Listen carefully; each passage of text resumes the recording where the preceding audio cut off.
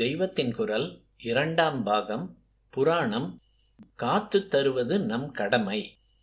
கோயில்களும் அவற்றில் நடக்கிற உற்சவாதிகளும்தான் நம் மதத்துக்கு 1000-10000 காலமாக எத்தனையோ எதிர்ப்புகள் வந்த போதிலும் முட்டு கொடுத்து அவற்றை தாக்கு பிடிக்க சக்தி தந்து வந்திருக்கின்றன. ஒவ்வொரு கோயிலுக்கும் ஒரு கதை உண்டு. ஒவ்வொரு உற்சவத்துக்கும் ஒரு ஐதீகம் உண்டு. இவையெல்லாம் புராண வாயிலாகவே நமக்கு கிடைத்திருக்கின்றன. இந்த பெரிய மூலதனத்தை அலட்சியம் செய்வது ஜனங்களின் மத உணர்ச்சிக்கே பெரிய தீங்கு உண்டாக்கிவிடும்.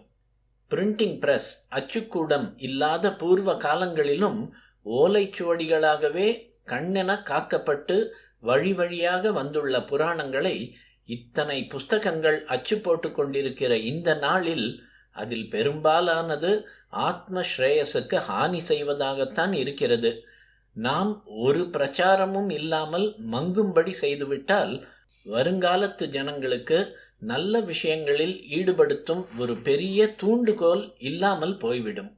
இவற்றை எதிர்காலத்துக்கு ரட்சித்து தர வேண்டியது நம் கடமை.